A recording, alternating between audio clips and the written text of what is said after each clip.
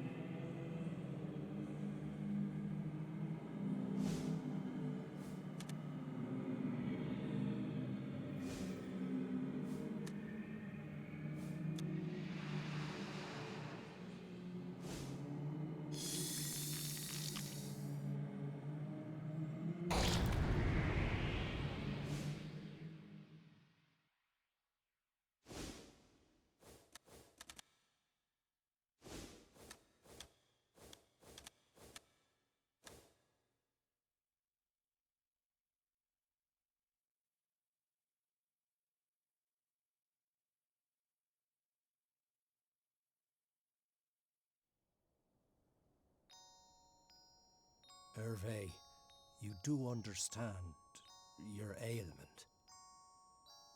I'm no longer afraid of death. I was once. I was terrified. But we must tell your parents. Cecilia must live. When I was so lost, she extended her hand to me. She gave me strength.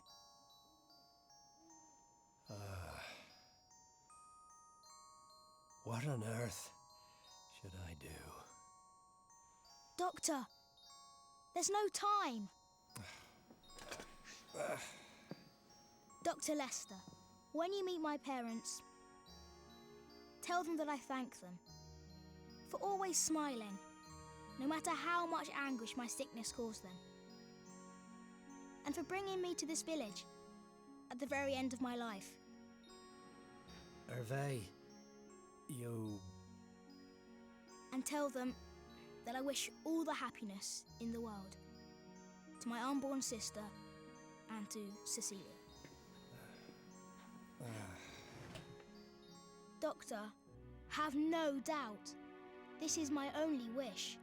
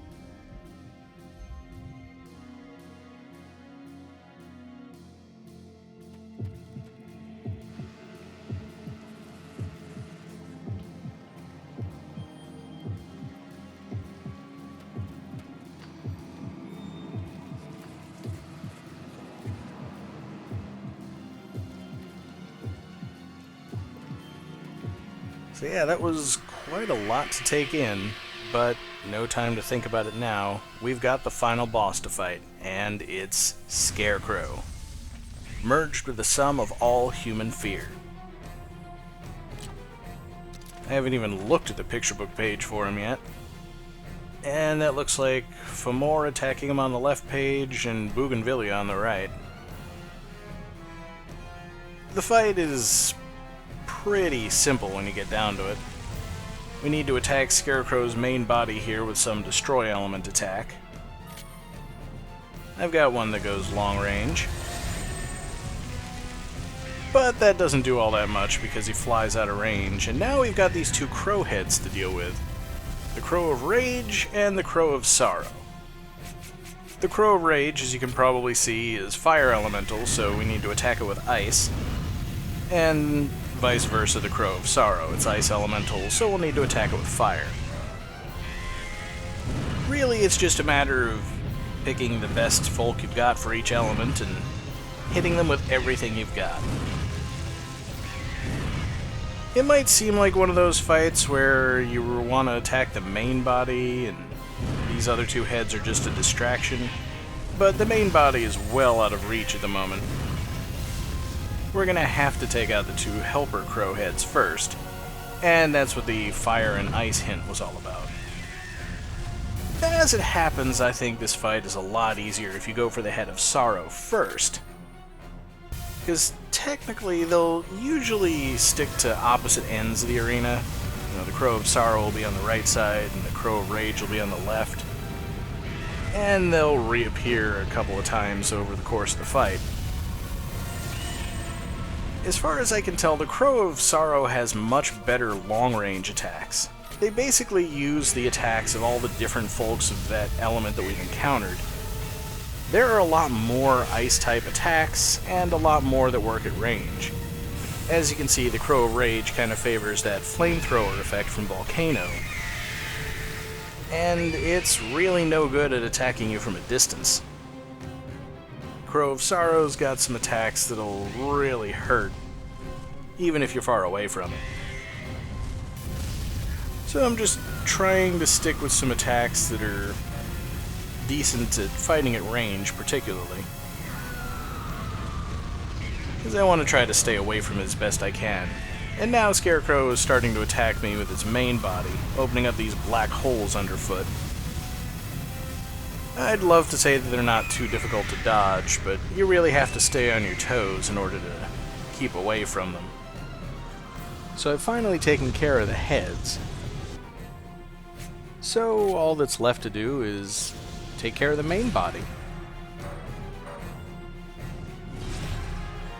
Gladiolus probably isn't the best choice just because I can only get in one hit at a time. So we'll see if Gallybeggar works better. At least I can hit it a few times. I don't know whether it's eventually going to fly out of range and summon a couple more crow heads, but that's it.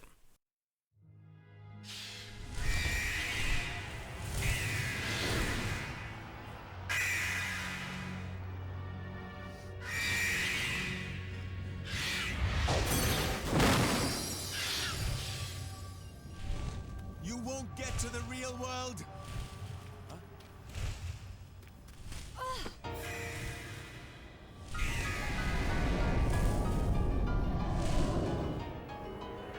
Ellen!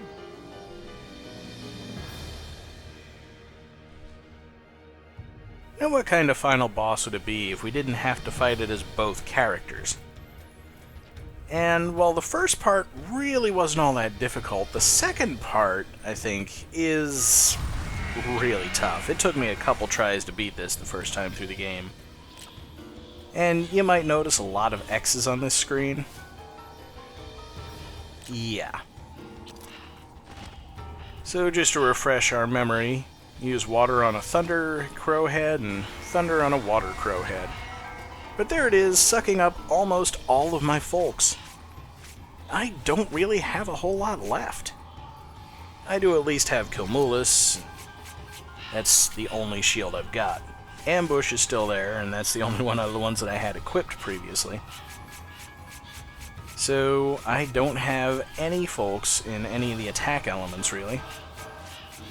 Nothing in terms of status conditions. Not that those would do me any good here anyway. Got Grab Bag and Ogma for slash element. Bargist. And I've just got to turn what few folks I've got to the task of beating up these heads. I'm going to need to get my folks back. I think the Hint Fairy told me about that before. And the attacks are pretty strong and pretty devastating. Using Cumulus, I can only block one of them at a time, so you're pretty much stuck dodging for most of this fight. Or not dodging, as the case may be. At the very least, I don't think there are any elements that aren't effective against these crow heads, at least at first. And Bargist is one of the strongest ones I've got left that can actually hit them. Honeypot, they're not in range. I'm pretty sure Ambush is going to be useless against them too. I don't really know what the logic is behind which folks you get to keep at the start of this fight and which ones you don't. But I finally captured one of the crow heads, which will unlock a collection of folks. So now I've got Fraxinus, and that'll definitely hit this other crow head.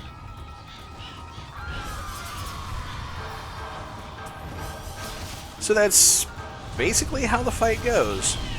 I've got to attack with what folks I've got, capture a crow head, and then I'll get a couple more folks. Now I've got at least one wind element one. And Acidia I definitely want to have handy because I'm already starting to run a little lower on health than I'd like. I know it's been said that if you're getting hit, you're usually doing something wrong, but this is a fight where I think you're probably going to get hit a fair bit no matter what you do. So we've still got no water folks, but we do at least have a couple of thunder folks. And the heads come back, this time infused with water energy. So I'm going to have to beat them up with whatever thunder folks I've got. Sadly, nothing really all that good. You know, Hobbledee's not bad.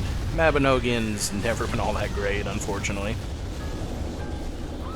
And I don't think Humpty is even capable of hitting these guys. So, we'll go after it with Hobbledy. I'm not sure that charging is the best option, and I didn't even notice that Patriot was unlocked. So, at least I don't have to worry about how many hits I take. Since all the bubbles are going to come from the same direction, I can quite successfully block them all. And Patriot isn't very expensive in MC terms either. That's one of the big problems, is that I can't really choose folks that are MC friendly as easily. My supply of attacks is still pretty limited. And especially when I take the time to charge one, that leaves me open to those black holes that are still popping up underfoot everywhere. I guess I might as well try Humpty. I mean, at least it'll keep me at a distance. But it's no good against this head. It might be able to hit the other one, that's closer to the ground. But I've captured a head, and that unlocks Muscari, and I don't think I noticed it at the time, but Gubboy is unlocked as well. Muscari, at the very least, does let me keep my distance, but it still suffers from not being able to get through this wall of attacks that the Crowhead puts in front of it. Gubboy is still great for every situation where Thunder element is needed. And once I get to the fourth hit of its combo, I can dodge if I need to. So that's both of the water heads taken care of, and now they come back with Thunder element. So let's see what we have in terms of water. We've got Peg Powler. I don't think I really need anything more than that. But it's also an interesting time to try out Foot Campus.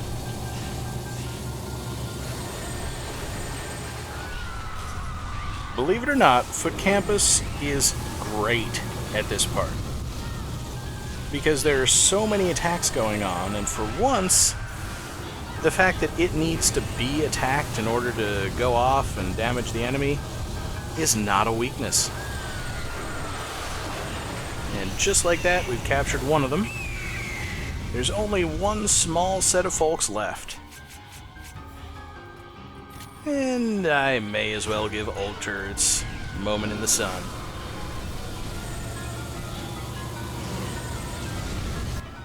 It's not great, but it still works. And I finally have Spriggan back. I'm not going to say that Spriggan is the best choice for this fight, actually. I think it may be inferior just because you have to do so much attacking. And Spriggan is expensive. But we now have all of our folks back. And the only thing left to fight us is the main body. He's run out of little supplementary crow heads.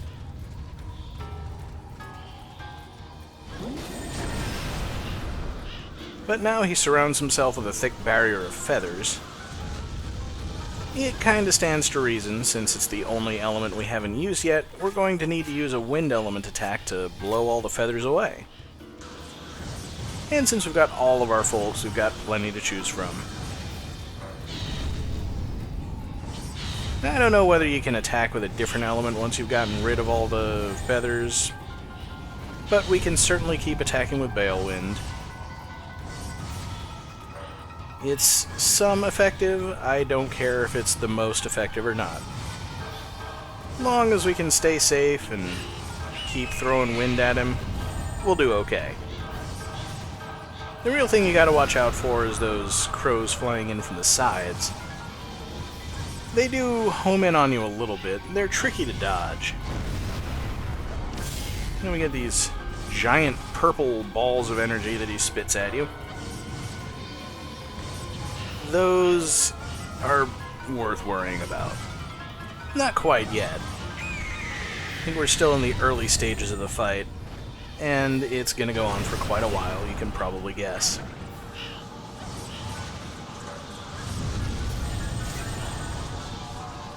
There is one advantage to using Spriggan, and it's pretty much the only thing that can block those black holes of energy. Kilmolus is going to drop before the black hole dissipates, so it'll probably still get through and do some damage.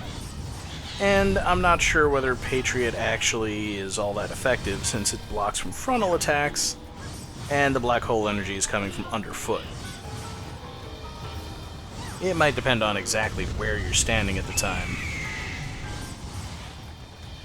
But yeah, as you can tell, this part of the fight goes on for a really long time. And it doesn't really have much more variety than this.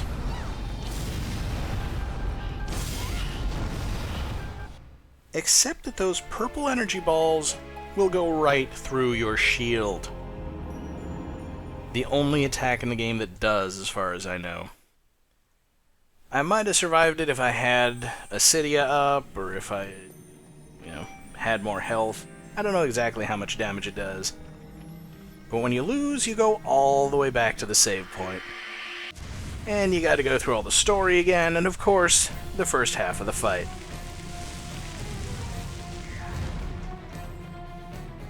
I guess I can't really complain too much. There is an aspect to this first part of the fight that I missed my first time. So this time around, we'll actually get to see that. As I once again go after the Head of Rage first. And really, you need to use a nice long-range ice attack to fight it. Proto works pretty well. I can see Excedra working if you bother to charge it up. Heck, even Augusty might work. You don't really have to target it all that well. As I've said throughout the game, you really don't have any shortage of ice element attacks that you can use. When it comes to the Crow of Sorrow, long-range fire attacks, you've got a little less to choose from, but You've still got Urisk, you've got Durandal.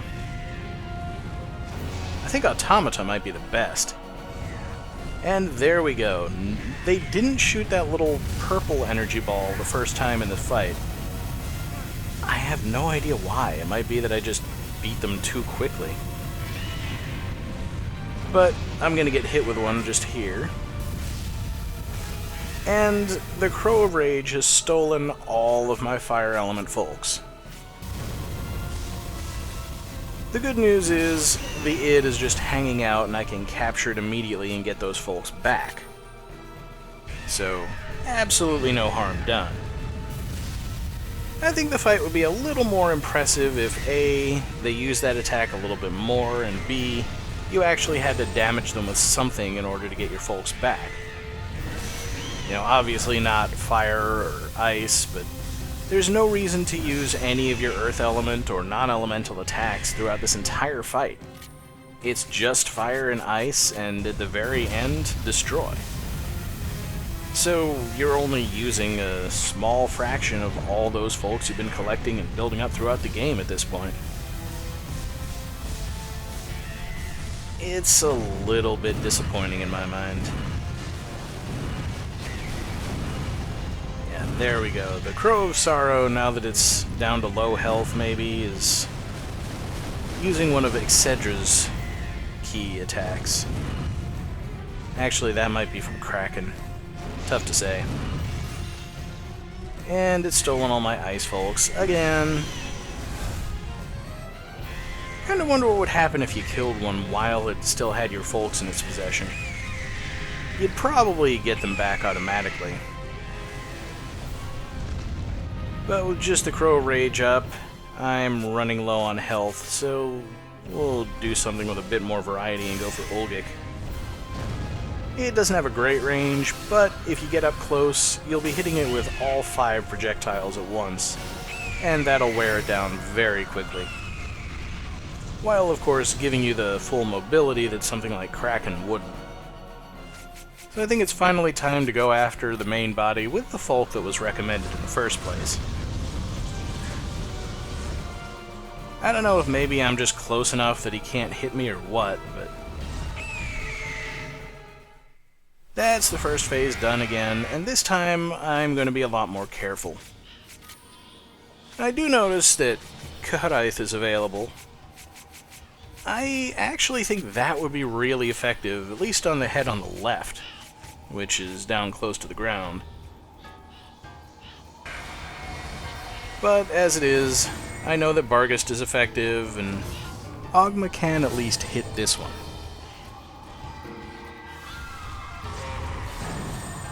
So really, it's just a matter of remembering to dodge all the projectiles instead of relying too heavily on Comulus to block them.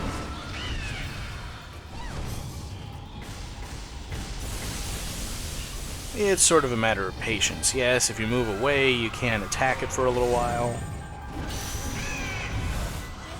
But that's a heck of a lot better than losing too much HP this early in the fight.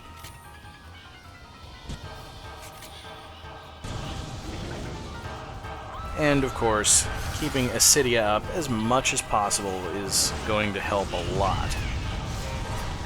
There's a heck of a lot of fight to survive here.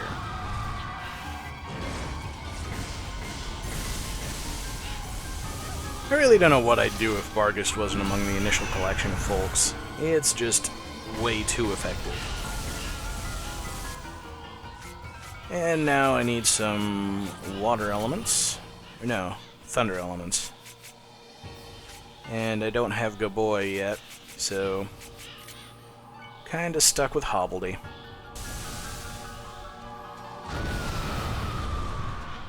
Although actually, I mean, these are stationary targets at the very least.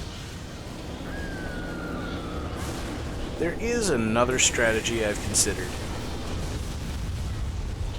and I'll be putting that into use in a bit. For now, I at least want to take down one crowhead with the attack that I'm familiar with and that I know actually works on these guys.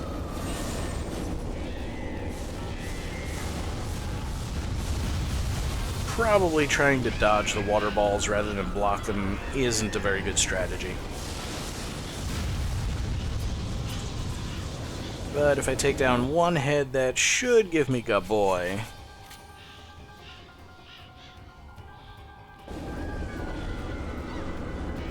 Let's just see whether the book-type folks are going to be at all effective on them. Since they can't move, it actually works pretty well. And Gaboy is still locked. It's actually in the right head, no matter what. So, I've tried Humpty before. That didn't work all that well. I do have another book, though. So, I can just keep planting them right next to the head. Block as best I can with Patriot. You know, keep them as safe as possible from its water-based attacks. And especially if I put them far enough to the side where it can't hit them as easily, we can do a lot of damage pretty quickly. So even Mabinogion finally gets its chance to shine. And Warthog never will. Because it sucks. And this time around, I remember that Foot Campus is very effective.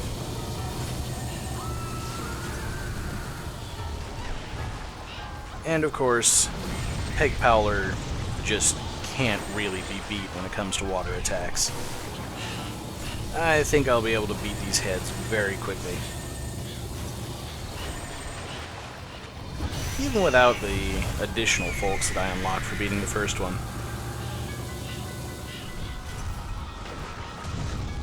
And putting up Patriot even though it was a little bit out of range of its attack.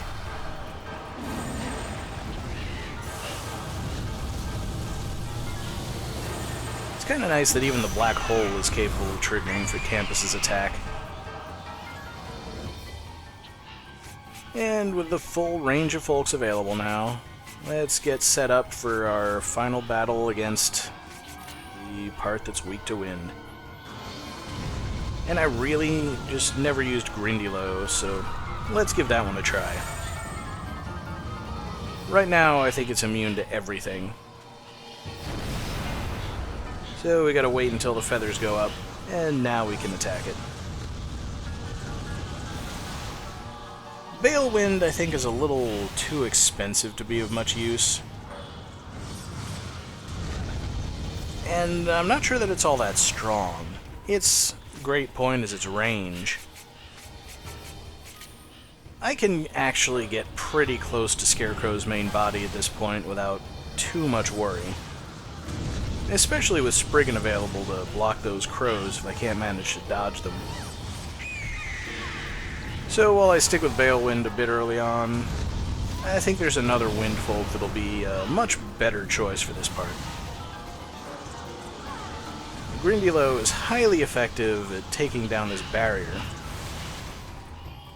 And once it's down, we'll go for Garbera. I don't know whether it's actually stronger or not, but it seems stronger. And it allows me to move a lot sooner than most of the other wind element attacks I've got.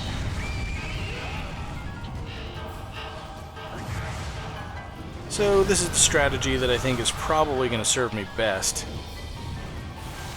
Use Grindylow when I have to stand at a distance, get up close to Garbera, and then be sure to dodge rather than attempting to block when he throws these purple fireballs at me.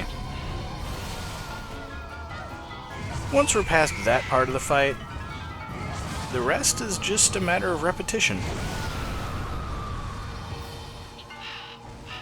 And, of course, repetition.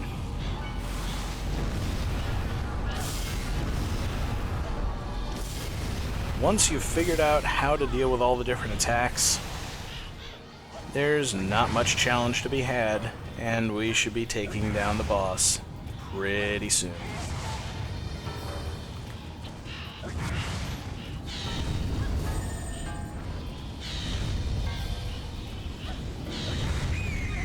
And at last, the red id. more than any human can bear. I brought this fear upon myself. I'll take care of it by myself. While anybody's talking to you, you don't do any damage.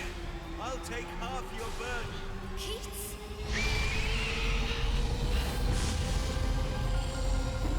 And now we've got 2 psychic tendrils, and the bar will decrease a lot faster. You might have noticed when I was banging it around before, it did almost nothing. Granted, it's kind of hard to tell while it's doing stop and go, but I'm still not making much of a dent here. It's going to take a long time to get through it. Ellen, don't overdo it. You have done well, Ellen. It seems it is time to repay my debt. All of my power. Right here. Right now!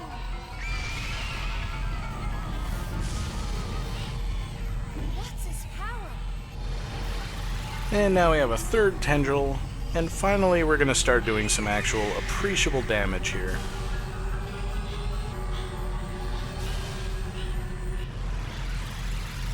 And once it goes into beat mode for a final time, there's nothing left to do.